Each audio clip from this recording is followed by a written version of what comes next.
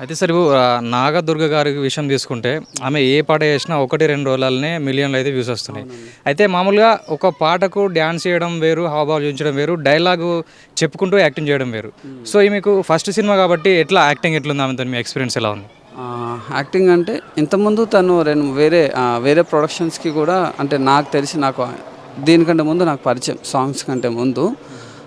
తను అప్పుడు ఆడిషన్స్‌కొచ్చేది. ఇప్పుడు ఏదైనా డాన్స్ అయినప్పటికీ, యాక్టింగ్ అయినప్పుడు 2 ఒక దగ్గరగానే ఉంటది కదా! ఎక్స్‌ప్రెషన్స్ పలకగలిగితేనే ఓన్లీ డాన్స్ చేసినంత మాత్రాన జనాలు చూడరు. తను ఎక్స్‌ప్రెషన్స్ ఇవ్వడం, తన హావభావాలు చెప్తేనే కదా వచ్చేది. కాబట్టి ఇక్కడ కీ పాయింట్ ఏంటంటే రాజ్ నరేంద్ర అన్న.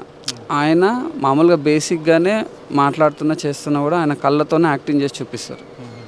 అలాగే ఇక్కడ కూడా తనకి ఈ క్యారెక్టర్‌కి ప్లస్ అవ్వడానికి కారణం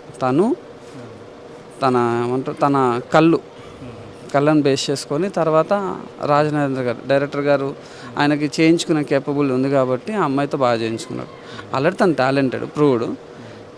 హీరోయిన్‌గా ప్రూవ్ చేసుకోవడం అవకాశం వచ్చింది కాబట్టి ఇంకా బాగా చేసింది ఆవిడ. నేర్చుకుంటున్నా లేకపోతే డైరెక్టర్ గారు చెప్పినట్టు చేయడం, తనకు తెలిసింది చేయడం అన్నీ కలుపుకొని చేసింది. తన విషయంలో యాక్టింగ్ పరంగా తనకి అసలు ఏమన్నా వేలు పెట్టి చెప్పేయాల్సిన అవసరం లేదు. చాలా బాగా చేసింది. సో, ఇది ఒక సందేశాత్మక చిత్రం అన్నట్టు అర్థమైతుంది మనకు. అంటే ఇందులో పాటలు ఎట్లున్నాయంటారు మరి? పాటలు ఎవరెవరు రాశారు? దాని గురించి ఏమన్నా ఇన్ఫర్మేషన్? సాంగ్స్ తెలీదా? సాంగ్స్ సాంగ్స్ సరిపోతాయా?